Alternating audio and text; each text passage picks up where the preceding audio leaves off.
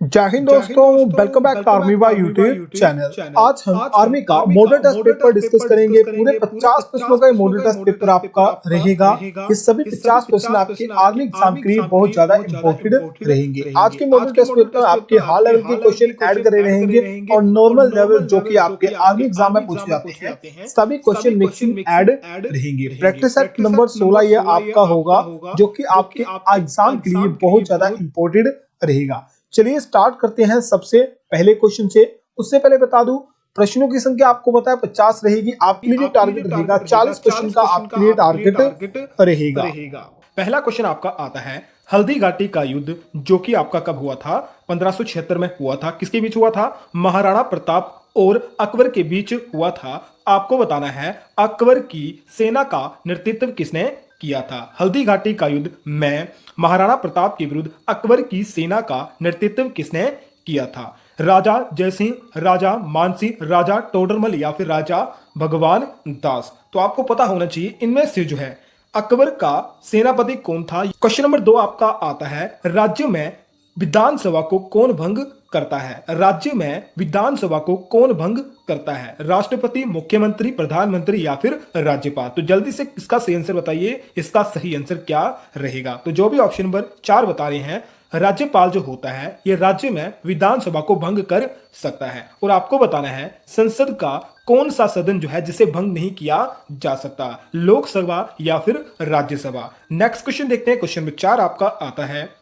भारत में या भारत का मानक समय कब आरंभ हुआ था? जो आपका IST है, भारतीय मानक समय है, ये कब आरंभ हुआ था? 1853 को, 1901 को, 1906 को, 1912 को या फिर 1947 को। तो जल्दी से इसका सही आंसर बताइए। भारतीय मानक समय जो है ये कब आरंभ हुआ था? क्वेश्चन महत्वपूर्ण है। तो इसका सही आंसर क्या रहेगा? ऑप्शन नंबर लास्ट जो है इसका सही आंसर रहेगा 1947 से या फिर 15 अगस्त 1947 जो है आपका जो भारतीय मानक समय है यह आरंभ हुआ था। नेक्स्ट क्वेश्चन आता है। क्वेश्चन नंबर 4 आपका आता है, साक्षर भारत योजना कब आरंभ हुई थी? साक्षर भारत योजना कब आरंभ हुई थी?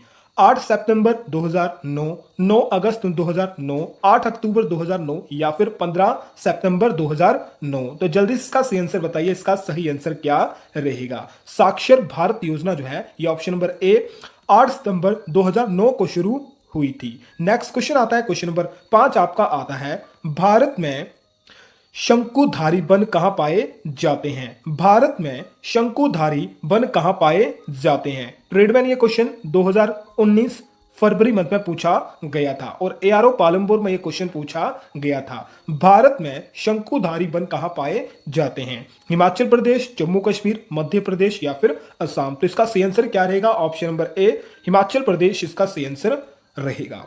नेक्स्ट क्वेश्चन आता है। क्वेश्चन नंबर 6 है, भारत में कौन सी अन्न की सबसे अधिक पैदावार होती है? भारत में कौन से अन्न की सबसे अधिक पैदावार होती है? गेहूं, चावल, मक्का या फिर चना। तो जल्दी से इसका सही आंसर बताइए, इसका सही आंसर क्या रहेगा? तो जो भी ऑप्शन नंबर ए बता रहे हैं गेहूं इसका सही आंसर रहेगा। भारत में सबसे अधिक पैदावार जो है वो गेहूं की जाती है। क्वेश्चन नंबर 7 आपका आता है, भारत में 6 अंकों का पिन कोड कब आरंभ हुआ था? जो आपका पिन कोड होता है जो कि पोस्ट ऑफिस में आपका होता है ये कब आरंभ हुआ था? 1962 में, 1966 में, 1972 में या फिर 1975 में। तो जल्दी से दोस्तों इसका सही आंसर बताइए, ये भी क्वेश्चन आपका बहुत ही महत्वपूर्ण है। तो इसका सही आंसर रहेगा ऑप्शन नंबर सी इसका सही आंसर रहेगा। कब ये शुरू हुआ था? 15 अगस्त 1972 को भारत में 6 अंकों का पिन कोड आरंभ हुआ था। नेक्स्ट क्वेश्चन आता है। क्वेश्चन नंबर 8 आपका इंपॉर्टेंट है, किस ग्रह को भोर का तारा कहा जाता है? किस तार को या किस ग्रह को भोर का तारा कहा जाता है? स्टार ऑफ डाउन, शनि, शुक्र, अरुण या फिर मंगल। तो जल्दी से इसका सही आंसर बताइए, इसका सही आंसर क्या रहेगा? सांझ का तारा, भोर का तारा, सुबह का तारा या फिर गर्म ग्रह शुक्र, इन सभी को जो क्या कहा जाता है? शुक्र को ये सब कहा जाता है। नेक्स्ट क्वेश्चन आता है। क्वेश्चन नंबर 9 है, बलिदान दिवस कब मनाया जाता है? बलिदान दिवस कब मनाया जाता है? 30 जनवरी, 15 जनवरी, 23 मार्च या फिर 26 मार्च। तो जल्दी से इसका सही आंसर बताइए, क्वेश्चन बहुत ही महत्वपूर्ण है। तो इसका सही आंसर क्या रहेगा? ऑप्शन नंबर सी 23 मार्च को आपका कौन सा दिवस मनाया जाता है? बलिदान दिवस मनाया जाता है, जो कि डिपेंड करता है ऑप्शन पर। नेक्स्ट क्वेश्चन आता है, क्वेश्चन नंबर 10 आपका आता है। क्वेश्चन बोलता है पृथ्वी के सबसे नजदीक वायुमंडलीय लेयर का नाम क्या है? पृथ्वी के सबसे नजदीक वायुमंडलीय लेयर का नाम क्या है? ट्रोपोस्फीयर, स्ट्रेटोस्फीयर, फोटोस्फीयर या इनमें से कोई नहीं? ऑप्शन ध्यान से देख लें, ट्रोपोस्फीयर, स्ट्रेटोस्फीयर या फिर फोटोस्फीयर। तो जल्दी से इसका सही आंसर बताइए। पृथ्वी के सबसे नजदीक वायुमंडलीय लेयर का नाम क्या है? इसे क्या कहा जाता है? इसे क्षोमंडल कहा जाता है। ठीक है, हिंदी में आपको जो है ऑप्शन में क्षोमंडल देखने को मिलेगा और option number A troposphere, troposphere इसका सही आंसर रहेगा। क्वेश्चन नंबर 11 आता है, डिस्कवरी ऑफ इंडिया किसने लिखी थी? डिस्कवरी ऑफ इंडिया किसने लिखी थी? हिंदी में आपको देखने को मिलेगा भारत एक खोज। भारत एक खोज पुस्तक जो है किसने लिखी थी? राजेंद्र प्रसाद ने, महात्मा गांधी, जवाहरलाल नेहरू या फिर वास्को डी गामा। बहुत ही महत्वपूर्ण बुक है, जल्दी से याद कर लें। किसने लिखी थी? पंडित जवाहरलाल नेहरू सही आंसर इसका रहेगा और सभी स्टूडेंट ने इसका सही आंसर बताया है। नेक्स्ट क्वेश्चन आता है, राजा जी पार्क किस राज्य में स्थित है? राजा जी राष्ट्रीय पार्क किस राज्य में स्थित है? जम्मू कश्मीर, हिमाचल प्रदेश, उत्तराखंड या फिर उत्तर प्रदेश? तो जल्दी से इसका सही आंसर बताइए। इसका सही आंसर क्या रहेगा? ऑप्शन नंबर सी, जो भी दोस्त बता रहे हैं, उत्तराखंड इसका सही आंसर रहेगा। नेक्स्ट क्वेश्चन आता है, द्रोणाचार्य पुरस्कार किस क्षेत्र में दिया जाता है? द्रोणाचार्य पुरस्कार किस क्षेत्र में दिया जाता है? विशेष खिलाड़ी को, साहित्यकारों को, खेल के कोच को या फिर वैज्ञानिक को? सबसे पहले आपको पता होना चाहिए दोस्त कि द्रोणाचार्य जो थे वो कौन थे। तो आपको पता होना चाहिए द्रोणाचार्य जो थे एक गुरु थे। ठीक है, एक गुरु थे। तो आपको पता होना चाहिए द्रोणाचार्य एक गुरु थे। तो खेल के जो कोच होते हैं वो हमारे क्या होते हैं?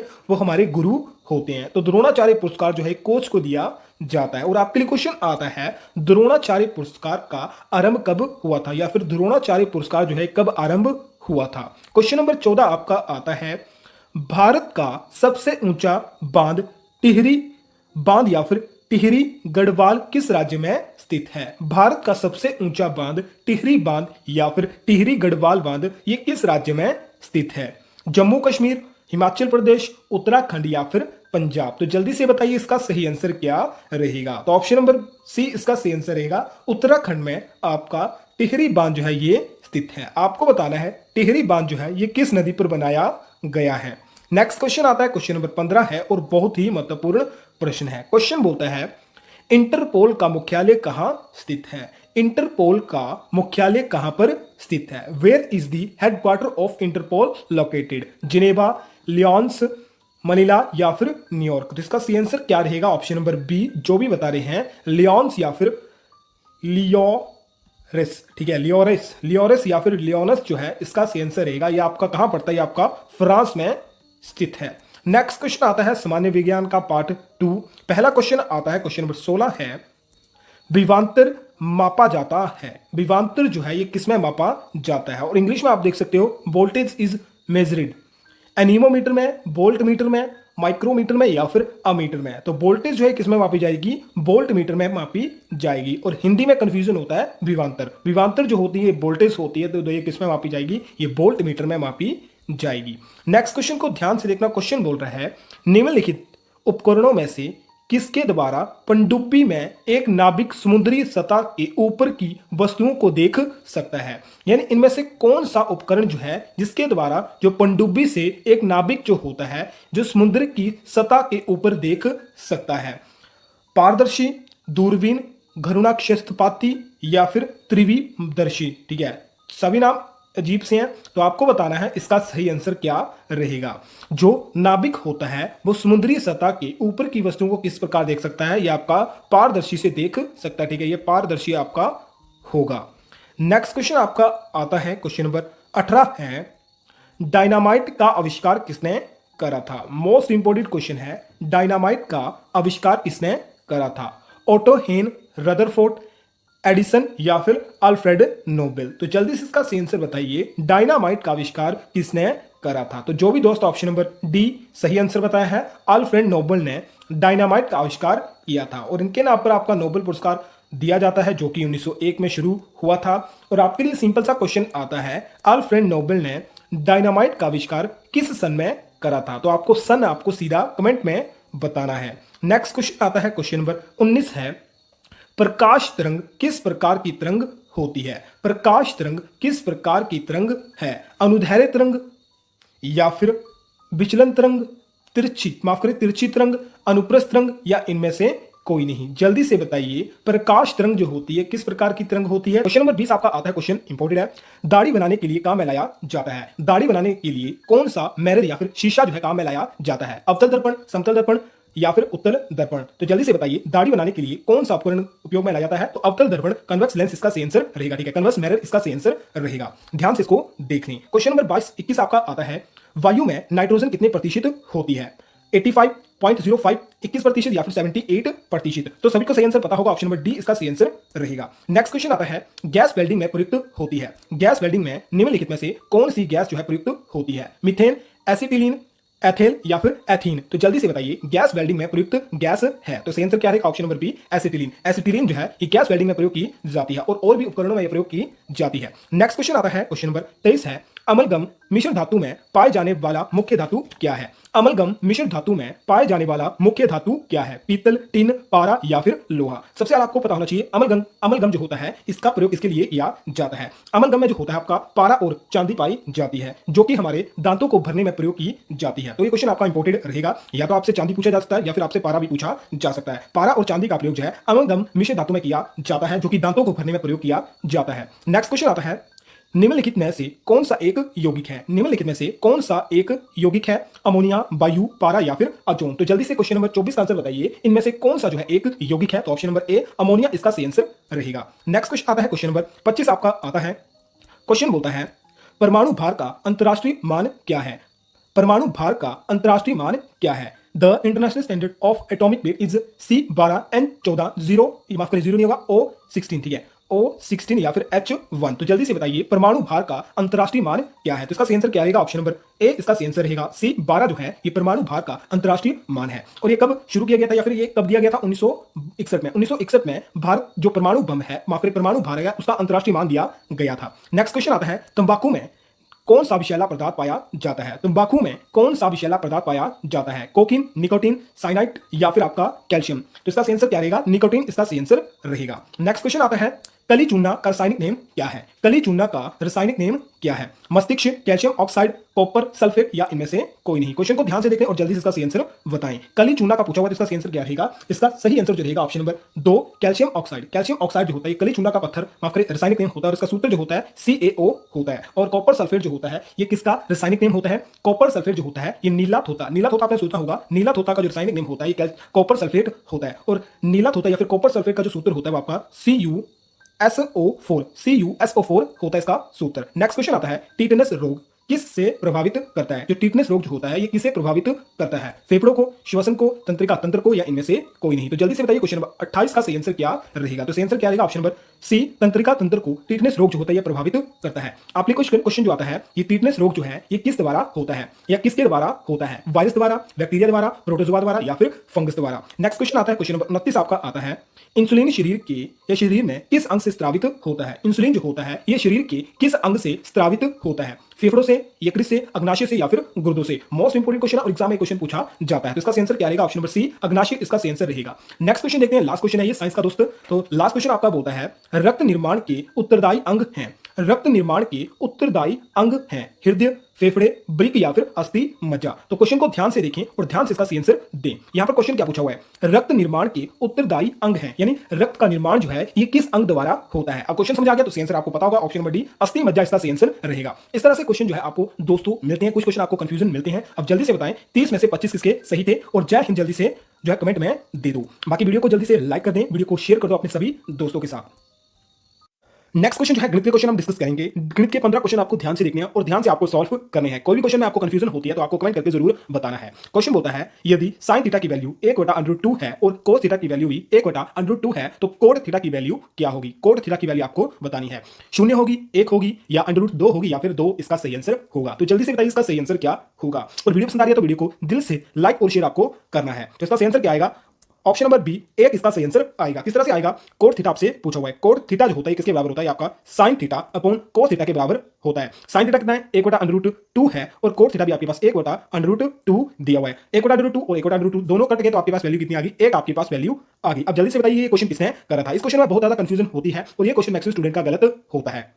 और आपको बताना है साइन थीटा की वैल्यू कितनी डिग्री पर जो है 1/√2 होती है। नेक्स्ट क्वेश्चन आता है यदि √2 की वैल्यू जो है 1:4:1:4:2 है तो आपको बताना है √2/9 की वैल्यू जो है वो क्या होगी। इसका मान आपको बताना है। ऑप्शन आपको दिए हुए थे, जल्दी इसका सही आंसर बताएं। इसका सही आंसर क्या आएगा? सॉल्व करके बताऊंगा। बहुत ही आसान सा ये प्रश्न है। किस तरह से होगा अब देखते हैं। आपको पता है √2 की वैल्यू आपके पास दी हुई है और √9 को हम किस तरह से लिखते हैं? √9 जो होता है किसकी वैल्यू होती है? 3 का √ होता है। √9 जो होता है ये 3 का होता है। तो √9 आपका कट जाएगा, 3 आपका नीचे आ जाएगा तो कितना बचेगा? √2/3 ये बन गया। और √2 की वैल्यू कितनी है? √2 की वैल्यू है आपकी 1.4142 अपॉन कितना? अपॉन आपका 3। अब इसे सॉल्व कर लो। इसे सॉल्व करोगे जो है दशमलव हटा लो तो नीचे कितनी मल्टीप्लाई हो जाएगा? 1 2 3 4 4 जीरो आपकी मल्टीप्लाई हो जाएंगे। ठीक है, यानी 4 जीरो आप साथ में लगा दो तो ये कितना हो गया? 14,142। ठीक है, ऊपर की वैल्यू 14,142 बटा 30,000। इसे सॉल्व करोगे तो आपके पास 0.04714 जो है सही आंसर आएगा। यानी ऑप्शन नंबर कौन सा सही आंसर रहेगा? ऑप्शन नंबर बी इसका सही रहेगा।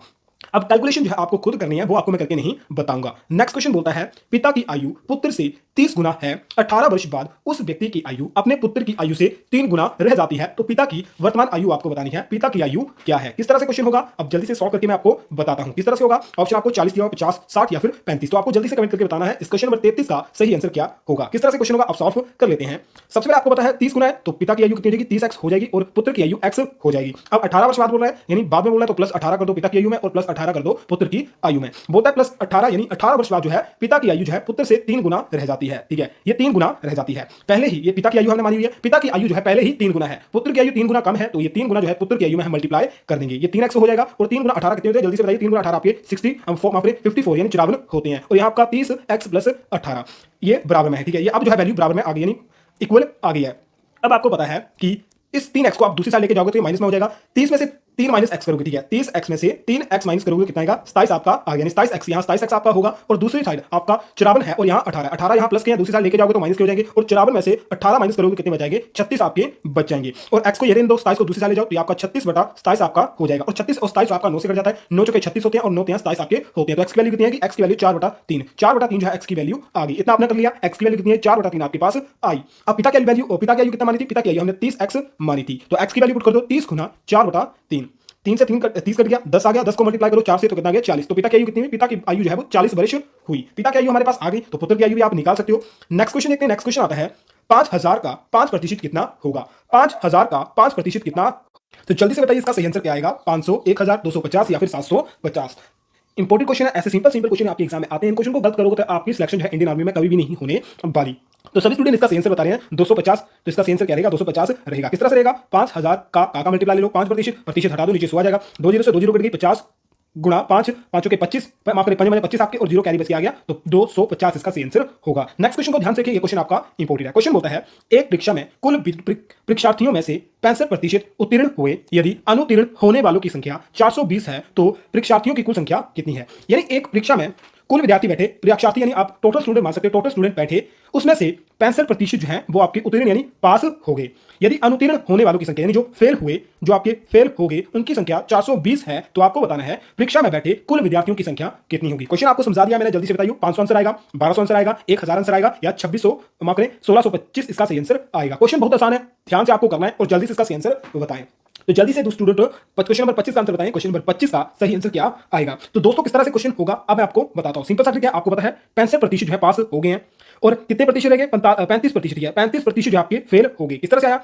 टोटल जो है विद्यार्थी कितने बैठे थे कक्षा में यानी परीक्षा देने में 100% बैठे थे, उसमें से 65% निकाल लो, बच कितने गए? 35% आपके जो है फेल हो गए। यानी 65% हमें पहले बताया हुआ है कि 65% जो है वो पास हुए हैं, बच कितने गए? 35% आपके बच गए। 35% जो है वो फेल हो गए और 35% जो है कितने के बराबर है? 420 विद्यार्थियों के बराबर हैं। अब हम निकाल सकते हैं 420/35 और गुणा 100 कर दो तो टोटल स्टूडेंट आप निकाल सकते हो। अब काट तो जिस तरह से आपके करते हैं 35 से कट जाएगा। ठीक है, किस तरह से कट जाएगा ये आप देख सकते हो। 5 से कट जाएगा 7 आ जाएगा, फिर आपका फिर से कट जाएगा 64 आपका आ जाएगा, अब फिर 84 आपका आ जाएगा, 5 से कटेगा, फिर आपका 7 से फिर से कट जाएगा, 7 से कट जाएगा तो 7 से आपका 84 कट जाएगा, कितना जाएगा? 7 से आपका 84 कट जाएगा तो 12 आ जाएगा। ठीक है, यानी इसका कट के 12 आ गया और 12 गुणा 100 करोगे कितना हो जाएगा? 1200 आपका आ जाएगा। तो टोटल स्टूडेंट कितने थे? टोटल स्टूडेंट आपके कितने थे? 1200 टोटल स्टूडेंट थे। अब टोटल स्टूडेंट की संख्या मैंने बता दी, कुल विद्यार्थी आपके 1200 थे और 420 विद्यार्थी आपकी जो है फेल हो गए थे। अब आपको बताना है ये 65% विद्यार्थी जो है जो पास हुए थे उनकी संख्या संख्या कितनी है। सब कुछ बताया, अब बस आपको माइनस प्लस करना है, जो भी आपको करना है जल्दी से आंसर बताओ। नेक्स्ट क्वेश्चन सिंपल सा है। क्वेश्चन बोलता है 27, 63 और 72 का लघुत्तम समावर्तक यानी एलसीएम आपको निकालना है। तो जल्दी से बताइए 27, 65, 72 का एलसीएम क्या आएगा? 15, 12, 15, 22, 15, 32 या फिर 15, 42। क्वेश्चन सिंपल सा है, आपको ये खुद सॉल्व करके आपको आंसर बताना है। क्वेश्चन नंबर 36 का आपको खुद जो है आंसर बताना है। अगर आपसे सॉल्व नहीं होगा तो आपको जो है कमेंट में इसका सही आंसर आपको बता दूंगा। नेक्स्ट क्वेश्चन बोलता है 27.06 मल्टीप्लाई 25 माइनस क्वेश्चन मार्क बराबर है 600। तो आंसर आपको बताना है, जहां क्वेश्चन मार्क दिया हुआ है वहां पर क्या आपका आएगा। 66.5 आएगा, 66.75 आएगा, 76.3 आएगा या 76.5 आएगा। क्वेश्चन बहुत ही इंपॉर्टेंट है, सिंपल सा क्वेश्चन, आपको कुछ नहीं करना है, मल्टीप्लाई करना है, माइनस करना है, आंसर आपका आ जाएगा। तो जल्दी से आंसर बताइए इसका सही आंसर क्या आएगा। ज्यादा टाइम नहीं दूंगा, सॉल्व करके आपको बताना है और सिंपल तरीके से भी आप कर सकते हो। तो ऑप्शन नंबर डी जो भी बता है इसका सही आंसर आएगा। किस तरह से आएगा? आपको 27.06 मल्टीप्लाई 25 माइनस क्वेश्चन मार्क को क्वेश्चन मार्क ही रहने दो, बराबर आपका 600 आ गया। अब इसे और इसे मल्टीप्लाई कर दो, दशमलव हटा दो, नीचे 2 जीरो आ जाएंगी। अब 2706 को मल्टीप्लाई कर दो 25 से, 2706 को मल्टीप्लाई कर दो 25 से, ये कितना आ जाएगा? 650 आ गया और नीचे बटा में कितना है? 100 है। ठीक है, बटा नीचे में 100 है, एक जीरो से जीरो कट गई, आपका एक दशमलव आएगा तो कितना बन जाएगा? 676.5 आपका बन गया और माइनस क्वेश्चन मार्क बराबर है 600, इतना आ गया। अब क्वेश्चन मार्क को दूसरी साइड ले जाओ, ये आपका दूसरी साइड चला जाएगा और 600 जो है आपका, ये 600 जो है आपका, इसे जो है आप 600 का आप दूसरी साइड लेके जाओगे तो कितना जाएगा? 6, यहाँ पे आपका इतना 676.5 माइनस 600 आपका 600 दूसरी साइड प्लस 7, तो यहाँ आपका माइनस हो जाएगा और बराबर है क्वेश्चन मार्क। तो माइनस कर दो 676 में से 0.5 में से 600 माइनस कर दोगे तो कितना जाएगा? 76.5 बराबर है क्वेश्चन मार्क। यानी क्वेश्चन मार्क की बदला क्या आएगा? 76.5 इसका सही आंसर होगा। नेक्स्ट क्वेश्चन बोलता है, ये क्वेश्चन को ध्यान से देखना है, क्वेश्चन थोड़ा सा गलत लिखा हुआ है। 0.06 का स्क्वायर प्लस 0.47 का स्क्वायर प्लस 0.079 का स्क्वायर आपका होगा और बटा 0.006 का स्क्वायर प्लस 0.0747 का स्क्वायर प्लस 0.0079 का स्क्वायर। इस तरह से क्वेश्चन आपका है। तो जल्दी से बताइए, क्वेश्चन आपका जो है अच्छे से नहीं हुआ था, ठीक है, टाइप नहीं हुआ था। अब आपको आंसर बताना है किस तरह से इसका सही आंसर आएगा। 0.1 आंसर आएगा, 10 आंसर आएगा, 100 आंसर आएगा या फिर 10,000 इसका सही आंसर आएगा। सिंपल सा क्वेश्चन है, ध्यान से और दिमाग लगा के करोगे तो इस क्वेश्चन का जो है 2 सेकंड में इसका सही आंसर आपके पास आ जाएगा। अब जल्दी से बताइए इसका सही आंसर क्या होगा। तो किस तरह से होगा ये सॉल्व, उससे पहले मैं बता देता हूं इसका सही आंसर जो आएगा क्या आएगा। ऑप्शन नंबर सी इसका सही आंसर रहेगा, यानी 100 इसका सही आंसर रहेगा। 100 किस तरह से आएगा वो आपको मैं बताता हूं। अब थोड़ा सा इसे इस तरह से लिखूं, इस तरह से लिख लेता हूं, ठीक है। 0.06 का स्क्वायर प्लस 0.47 का स्क्वायर प्लस 0.079 का स्क्वायर अपॉन आपका कितना? 0.006 का स्क्वायर प्लस 0.047 का स्क्वायर प्लस 0.0079 का स्क्वायर। इस तरह से आप लिख सकते हो। और अब जो है किस तरह से सॉल्व करोगे, आपके पास जो इक्वेशन है मैक्सिमम सेम दी हुई है और यहां पर जो है 0.0 जो है ये यहां पर अधिक दिया हुआ, नीचे वाले में 0.0 जो है अधिक दिया हुआ है। तो किसी तरह सॉल्व करोगे, इसमें से और इसमें से 0.01 जो है आप कॉमन निकाल लो, ठीक है। 0.01 इन सभी से कॉमन निकालो, यहां से 0 निकालोगे तो ये कितना जाएगा? यहां से 0 निकालोगे तो एक 0 रह जाएगी, यहां से एक 0 निकालोगे तो ये 0 रह जाएगी, यहां से एक 0 निकालोगे तो ये 0 रह जाएगी, ठीक है। साथ में एक कॉमन निकाला 61 को, ठीक है। 6 को 1 से मल्टीप्लाई करोगे तो 6 ही रहेगा। 47 को 6 से मल्टीप्लाई 1 से मल्टीप्लाई करोगे 1 ही रहेगा। 79 को मल्टीप्लाई करोगे 1 से तो 1 ही आपका रहेगा। यानी हमने यहां से जो है 0.01 जो है कॉमन निकाल लिया। अब कॉमन निकाल लिया तो सभी वैल्यूज सेम हो जाएंगी, ठीक है। 0.6 प्लस 47 पॉइंट और 0.079 अपॉन यहां से हमने कॉमन निकाल लिया 0.01 जो है कॉमन निकाल लिया, तो यहां वैल्यू कितनी आ जाएगी? 0.06 प्लस 0.47 प्लस 0.079 का होल स्क्वायर, और इसे भी हम होल स्क्वायर की तरह लिख सकते हैं, ठीक है। यानी ये दोनों वैल्यू सेम होगी तो ये आपकी कट जाएंगी, ये आपकी दोनों कट गई, ठीक है। तो 1 बटा 0.01 ये आपका आ गया, पॉइंट हटाओगे तो ऊपर मल्टीप्लाई कितना हो जाएगा? ऊपर 100 मल्टीप्लाई आपका हो जाएगा। तो ये किस तरह से हो जाएगा? 100/1, 100/1 यानी 100 इसका सही आंसर आएगा। यानी 100 के नीचे कोई भी वैल्यू होगी, अगर 1 होगी तो वो वैल्यू जो होती है, मानो या ना मानो, तो एक ही होती है, यानी 100 इसका सही आंसर आएगा। नेक्स्ट क्वेश्चन ध्यान से देखना, क्वेश्चन ये भी महत्वपूर्ण, ये क्वेश्चन आप गलत करने वाले हो अगर क्वेश्चन को ध्यान से नहीं समझोगे। क्वेश्चन बोलता है 2 उम्मीदवारों के बीच चुनाव में एक को कुल 55% वैध वोट मिले, 20% वोट अमान्य थे। यदि कुल वोटों की संख्या 75 है तो बताइए कि दूसरे उम्मीदवार को कितने वोट मिले। अब जल्दी से क्वेश्चन का सही आंसर बताइए, इसका सही आंसर क्या आएगा। अब क्वेश्चन आपको मैं ध्यान से समझा देता हूं। कोई 2 उम्मीदवार हैं, उन्हें जो है एक को जो है 55% वोट मिले, पर उसमें से, ठीक है, उससे पहले जो है 20% वोट जो थे, ठीक है, 20% वोट जो थे वो आपके क्या है? अवैध है, यानी वैलिड नहीं है, यानी जो वोट है वो गलत डाले हुए हैं। पर टोटल वोटों की संख्या जो आपके पास कितनी है? 7500, ठीक है, 7500 है। तो आपको बताना है कि दूसरा उम्मीदवार जो हारा है उसे कितने प्रतिशत वोट मिले या कितने वोट उसे मिले थे। अब जल्दी से आंसर बताइए, इसका सही आंसर क्या आएगा? 2700, 2900, 3000 या फिर 3100। इंपॉर्टेंट क्वेश्चन है, ध्यान से समझ के आपको करना है। अब कंफ्यूजन कहां आपको होगा वो आपको मैं बताता हूं। पहले हमें टोटल वोट दिए हुए कितने? 7500 हैं। अब इसमें से बोलता है जो टोटल वोट हैं उनमें से 20% वोट जो है अवैध, यानी जो है वैलिड नहीं है, यानी गलत डाले हुए हैं, यानी ना तो वो ए को मिले, यानी एक उम्मीदवार को मिले, ना ही वो बी उम्मीदवार को मिले, यानी पहले उम्मीदवार को भी नहीं मिले वो, ना ही वो दूसरे उम्मीदवार को मिले। यानी 7500 में से आप जो है 20% वोट जो है निकाल लो, ठीक है। यानी जो वैलिड ही नहीं है तो उन वोटों का हम क्या करेंगे, 75 का 20% निकालोगे तो कितना आ जाएगा, जितना भी आपके पास आएगा उसमें से आपको माइनस कर देने हैं इसमें। या तो सीधा निकाल सकते हो, आपके पास 20% वोट जो है अमान्य यानी फेल है या फिर जो वैलिड नहीं है, तो वैलिड वोटों की संख्या कितनी होगी, 80% आपकी होगी। तो 7500 का आप सीधा 80% निकाल दो तो टोटल वैलिड वोटों की संख्या आ जाएगी 0 से 0, तो 75 गुना 80, 75 गुना 80 कितना करोगे, तो 75 गुना 80 आपका क्या होता है, 6000 हो गया। अब 6000 जो है ये पहले उम्मीदवार को भी मिले और दूसरे उम्मीदवार को भी ये वोट मिले, यानी 6000 में से पहले उम्मीदवार को जो है ये वोट मिले, यानी 6000 जो है ये वैलिड मत है, यानी जो वैलिड यानी जो वोट मिले थे वो ए और बी को 6000 टोटल वोट जो मिले थे वो 6000 मिले थे, यानी 75 में से 20% वोट जो थे वो वैलिड हो गए, अनवैलिड हो गए, यानी टोटल वोट कितने बच गए, 6000 वोट आपके बच गए। अब 6000 वोट जो है इन 6000 वोटों में से ए को कितने मिले, ए को मिले 55%, ए को 55% मिले तो बी को कितने मिलेंगे, बी को 45% वोट मिलेंगे। टोटल कितने चाहिए, टोटल 100% आपका हो गया, यानी वैलिड जो है, ठीक है, मान्य जो है वो कितने हैं, मान्य टोटल जो है 6000 है और मान्य वैलिड संख्या कितनी हो जाएगी, 100% आपके हो जाएंगे। अब 6000 में हमें पता है 6000 में से जो है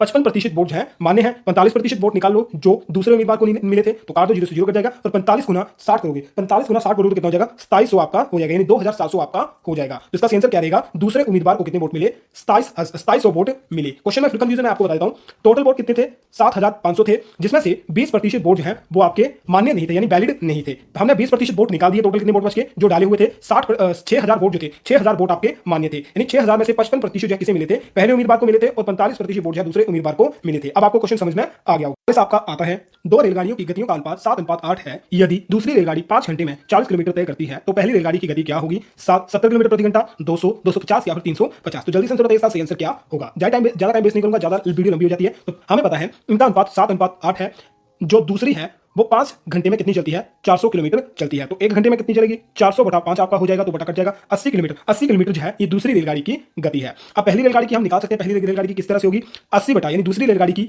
जो स्पीड है बटा दूसरी रेलगाड़ी की जो अनुपात है उसे बटा में लेना है, और गुना जो है पहली रेलगाड़ी का अनुपात जो है गुना कर देना है, ठीक है, समझ आ गया। जो स्पीड आई पहली दूसरी रेलगाड़ी की वो आपको ऊपर लिखनी है, नीचे आपको दूसरी रेलगाड़ी का जो है अनुपात लिखना है और मल्टीप्लाई कर देना है पहली रेलगाड़ी के अनुपात से। आपका कट जाएगा, ये 10 आ जाएगा, और 10 जो है गुना करोगे 7 से, तो 70 आपके पास आंसर आ जाएगा। नेक्स्ट क्वेश्चन बोलता है, 120 मीटर लंबी रेलगाड़ी प्लेटफॉर्म पर खड़े व्यक्ति को 10 सेकंड में पार करती है, बताइए रेलगाड़ी की गति क्या होगी। सिंपल सा क्वेश्चन है, इसे कुछ नहीं करना है, आपको बस जो है ऊपर और नीचे मल्टीप्लाई करना, आंसर आपके पास आ जाएगा। किस तरह से आएगा, 120 क्या करनी है, गति आपको याद करनी है, चाल बटा होता है दूरी बटा समय, दूरी 120 है, समय आपके पास 10 है, 0 से 0 कट गया, 12 मीटर पर सेकंड, 12 मीटर पर सेकंड इसका सही आंसर होगा।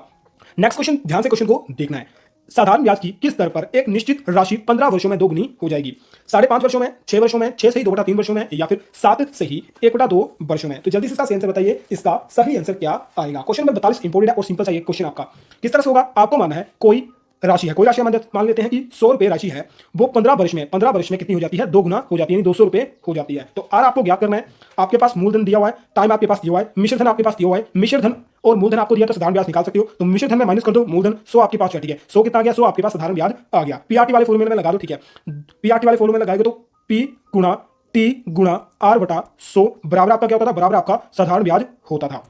अब इसे काट दो, 100 से 100 ही कट जाएगा, और आर बराबर कितना जाएगा, आर बराबर आपका 100/15 आ जाएगा। 100/15 आया, ये आपका कट जाएगा, कितने से कट जाएगा, 5 से कट जाएगा, 5 से कटेगा 3 आएगा, ये 5 से 100 कट जाएगा, 20 आ जाएगा, यानी 20/3, 20/3 से तो ये आपका संयम निकालोगे कितना आएगा, 6 या 18, ठीक है, 6 या 18, 6 आपका संयम आ गया, और शेष कितना बच गया, शेष आपका 2 बच गया, बटा 3 आपका आ गया, तो 2 से ही नहीं 6 से ही 2/3 इसका सही आंसर आएगा। तो कितने वर्ष कितनी आपका आर कितनी आएगी, 6 से ही 2/3 अंदर आपकी आएगी। नेक्स्ट क्वेश्चन, ध्यान से आपको क्वेश्चन देखना है, क्वेश्चन इंपोर्टेंट है, बोलता 88 किलोमीटर की दूरी को तय करने में एक पहिया 1000 चक्कर लगाता है, तो बताइए कि पहिए का व्यास कितना होगा। पहिया कैसा होता है, पहिया आपका गोल होता है, ठीक है, आपको पता है पहिया आपका गोल होता है, व्यास जो होता है ये चीज आपकी होती है, और व्यास का आधा कर दो तो आर आपके पास, त्रिज्या आपके पास आ जाती है। तो टोटल कितनी है, टोटल जो है कितनी दूरी तय करता है, 88 कितने चक्कर में, 1000 चक्कर में। किस तरह से निकालोगे, आप एक चक्कर की दूरी निकालो, ठीक है, एक चक्कर की दूरी निकाल दो तो कितना जाएगा, 88 गुणा माफ करें 88 गुणा 1000, 88 गुणा 1000 कर दोगे, ठीक है, और ये आपका किलोमीटर में दिया हुआ है, आपको मीटर में निकालना है, ठीक है, टोटल चक्कर आपके 1000 हैं, और ये 88 किलोमीटर जो है, ठीक है, 88 किलोमीटर जो है आपके पास क्या दिया हुआ है, 88 किलोमीटर जो है आपके पास किलोमीटर में दिया, पर आंसर आपको किसमें निकालना है, आंसर आपको मीटर में निकालना है। तो 88 गुणा 1000 कर दो, यानी 1 किलोमीटर में 1000 मीटर होते हैं, तो 1000 से 1000 आपका कट जाएगा, यानी एक चक्कर की वैल्यू कितनी जाएगी, एक चक्कर की वैल्यू आपके पास 88 मीटर आ जाएगी, यानी एक चक्कर जो है कितने मीटर का है, 88 मीटर का है। और जो आपका वृत्त होता है उसके बाहर का जो ये परत होती है, बाहर की परत होती है, क्या होती है, आपकी परिधि होती है। ये हमारे पास परिधि आ गई, परिधि कितनी है, 88 मीटर दी हुई है। अब आपके पास परिधि दी हुई है, परिधि का फॉर्मूला आपके पास क्या होता है, परिधि का फॉर्मूला होता है 2 पाई r बराबर है 88, ठीक है। यानी परिधि आपके पास 88 दी हुई है, परिधि का फॉर्मूला होता है 2 पाई r आपके पास आ गया, तो आप जो है व्यास निकाल सकते हो। तो 2 गुणा 22/7/r बराबर है 88। 2 को गुणा करोगे 22 से, 44 आपका आ जाएगा, 44 का कट जाएगा, ठीक है। 44 आप काट दोगे किसे, 44 आप काट दोगे 88 से, कितना आ जाएगा, 2 आपका आ जाएगा। और 7 जो है यहाँ नीचे है, दूसरी साइड लेकर जाओगे तो दूसरी साइड आपका 2 से मल्टीप्लाई हो जाएगा, तो 7 गुणे 7 एकम 7, 7 गुणे 14, तो आर की वैल्यू कितनी, आर की वैल्यू 14 आ जाएगी। किस तरह से होगा ये भी आपको मैं देता हूँ। 2 पाई आर बराबर है 88, 2 गुणा 22/7/r, आर ये देने दो 88, ठीक है। 7 को दूसरी साइड ले जाओ, आपका मल्टीप्लाई हो जाएगा, और 22 गुणा 2 इसे काट दोगे 2 आ जाएगा, और 2 गुणा 7 गुणा कितना हो जाएगा, 14 हो जाएगा। तो आर की वैल्यू कितनी है, 14 है। आर हमारे पास कितना आ गया, आर हमारे पास 4 आ गया। और त्रिज्या मैंने आपको बताई थी, त्रिज्या जो होती है आधी होती है, यानी हमें पूरा काट करना है, तो आर को गुणा कर दो 2 से, यानी 14 गुणा 2 कितना आ गया, 14 गुणा 2 कितना आ गया, आप करें 7 गुणे 14, 14 गुणा 2 कर दो कितना आ जाएगा, 28, तो 28 आपके पास सही आंसर आ जाएगा, यानी 28 मीटर जो है इसका सही आंसर होगा। नेक्स्ट क्वेश्चन आता है क्वेश्चन नंबर 44 आपका आता है। क्वेश्चन को ध्यान से देखिए। 3 घंटियां एक साथ बनना शुरू करती हैं, फिर वह 10 सेकंड 20 सेकंड 30 सेकंड के अंतराल में बजती हैं, तो बताइए 15 मिनट में वो कितनी बार बजेगी। यह क्वेश्चन आपको 2 से 3 बार करवा चुका हूं, और डिटेल में भी इस क्वेश्चन के बारे में बता चुका हूं। 15 बार, 16 बार, 17 बार, या फिर 20 बार। जल्दी से आंसर बताइए। तो इसका सही आंसर क्या आएगा, 16 बार इसका सही आंसर आएगा। किस तरह से आएगा, 10 20 और 30 का इन सभी का एलसीएम निकालोगे, ठीक है। 30 का एलसीएम निकालोगे कितना होता है, 60 आपका होता है। यानी सभी घड़ियां जो तीनों घड़ियां जो है 60 सेकंड बाद जो है एक साथ बजेंगी। आपको आंसर मिनट में निकालना है, तो बटा 60 कर दो, तो कितना, 1 मिनट में। यानी ये सभी घड़ियां जो है 1 मिनट बाद जो है 1 मिनट बाद साथ में बजेंगी, तो 15/1, ठीक है। तो कितना आएगा, 15 आपके पास आ जाएगा। पर 15 जो आपका सही आंसर नहीं है, प्लस 1 कर दो कितना हो जाएगा, 16। यानी इसका सही आंसर क्या आएगा, 16 बार आएगा। किस तरह से आएगा, एक बार शुरू में बजेगी, फिर 1 मिनट बाद बजेगी, फिर 2, फिर 3, फिर 4, फिर 5, फिर 6, फिर 7, फिर 8, 9, 10, 11, 12, 13, 14 और 15। यानी एक बार शुरू में बज रही है, और उसके बाद जो है 1 मिनट 1 मिनट 1 मिनट 1 मिनट और 1 मिनट बाद बजी है। पर टोटल आपसे पूछी है, ठीक है, टोटल कितनी बार बजेगी। 15 बार तो वो वैसे ही बज रही है, और एक बार शुरू में बजी थी, तो 15 1 कितनी हो जाएगी, 16 आपका सही आंसर होगा। नेक्स्ट क्वेश्चन देखना। नेक्स्ट क्वेश्चन बोलता है, एक लाइन की एक ही साइड पर किसी निश्चित बिंदु पर सभी कोण का जोड़ कितना होगा। यानी एक लाइन खींचना, ठीक है। यहां से मैं एक लाइन खींच रहा हूं, तो आपको बताना है उस बिंदु से कितने का कोण बनेगा, ठीक है। उसी बिंदु पर सभी कोणों का जोड़ कितना होगा। तो यहां से मैं एक लाइन खींच रहा हूं, तो इस तरह से आपका बनेगा। यहां बिंदु से ही बोला, तो कितना डिग्री का कोण होता है, आपका 180 डिग्री का कोण होता है। नेक्स्ट क्वेश्चन बोलता है, VDGHOQTUFHKL, तो नेक्स्ट आपका क्या आएगा। इसे सीधा मैं सॉल्व करा देता हूं, ज्यादा टाइम ले चुका हूं पहले मैं इसके लिए। किस तरह से आपका होगा, अब ध्यान से आप देखना और खुद आपको सॉल्व करना है। बी और डी में, फिर बी और डी में +2 का गैप है, डी और जी में कितने का गैप है, +3 का गैप है, और जी और एच में +1 का गैप है। फिर ओ और क्यू में +2 का गैप है, की और टी में +3 का गैप है, और टी और यू में +1 का गैप है। यानी पहले +2 हो रहा है, फिर +3 हो रहा है, फिर +1 हो रहा है। तो आपको देखना ऑप्शन कौन सा सही आ रहा है, तो ऑप्शन नंबर सी इसका सही आंसर रहेगा। ऐसे यू कितने प्लस है, +2 है, यू से एक्स कितने प्लस है, 3 प्लस है, और एक्स से वाई कितने प्लस है, 1 प्लस है। तो सही आंसर क्या आएगा, ऑप्शन नंबर सी इसका सही आंसर आएगा। नेक्स्ट क्वेश्चन बोलता है, यदि वर्ग को कूट भाषा में 4 -12 -9 -16 लिखता है, तो बहुमान को ये किस तरह से लिखेगा। अब आपको मैंने क्या बोला, -12 -9 और -16, तो इस तरह से आपको सोचना है, ठीक है। इस तरह से आपको सोचना है, माइनस क्यों बोला, ठीक है, माइनस क्यों बोला मैंने। अब जल्दी से बताइए इसका सही आंसर क्या आएगा। किस तरह से क्वेश्चन होगा, अब आपको मैं बताता हूं। WORK या फिर उल्टा आप ले सकते हो, ठीक है।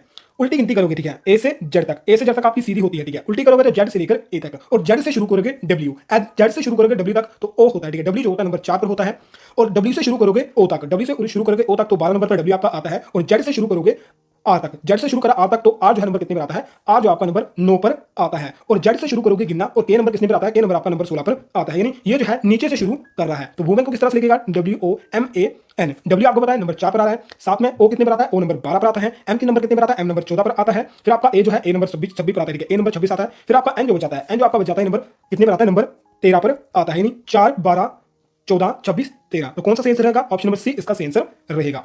नेक्स्ट क्वेश्चन आपका बोलता है 1 49 121 और 299, तो क्वेश्चन मार्क बीच में आपको दिया हुआ है, इसका सही आंसर क्या आएगा, 529 या फिर 169 329 या फिर 225। ध्यान से क्वेश्चन देखना है, ध्यान से आपको आंसर बताना है। इस तरह से क्वेश्चन होगा, अब आपको मैं बताता हूं।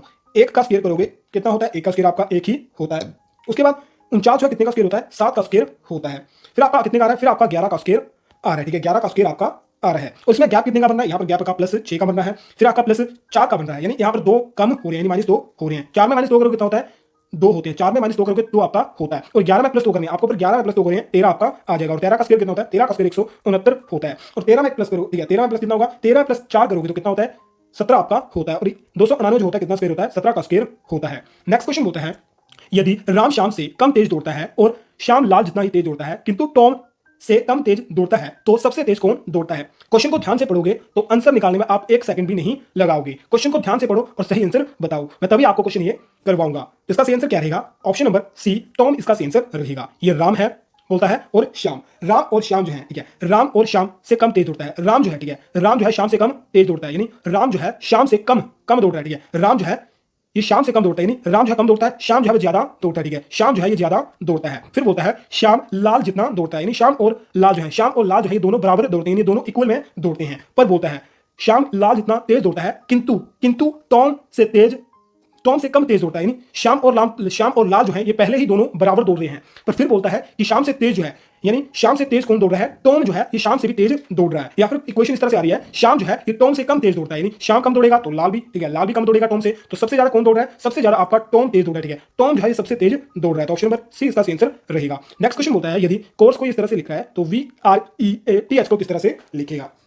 अब आपको ये खुद सॉल्व करना है और आपको बताना है 50 में से आपके कितने सही थे, और बाकी आपको बताना है वीडियो आपको कैसी लगी, और जितने भी क्वेश्चन मैं मिस्टेक से गलत करवा देता हूं वो भी आपको कमेंट करके जरूर बताना है। अगर वीडियो पसंद आए तो वीडियो को जल्दी से आपको लाइक करना है, वीडियो को शेयर करना है। वीडियो देखने के लिए थैंक यू, जय हिंद, वंदे मातरम। और इसका सही आंसर बता देता हूं आपको, इसका जो आंसर आएगा ऑप्शन नंबर बी, HTAERB इसका सही आंसर आएगा, ठीक है। किस तरह से लिख रहा है? इन सभी को जो है उल्टा कर रहा है, ठीक है, इन सभी को ये उल्टा कर रहा है, ठीक है। 1 2 3 4 5 6 इस तरह से लिख रहा है, फिर 6 5 4 3 2 1 इस तरह से लिख रहा है। यानी पहले आप इसे सीधा करके लिख लो, फिर इसे उल्टा कर दो तो H आपका सबसे लास्ट में सबसे पहले आ जाएगा, फिर T आपका आएगा, फिर A, फिर E, फिर आपका R और B, यानी ऑप्शन नंबर कौन सा सही है? ऑप्शन नंबर बी आपका सही है। बाकी अपना ध्यान रखें, अपने घर वालों का ध्यान रखें और खुश रहिए और खुशियां बांटते रहिए।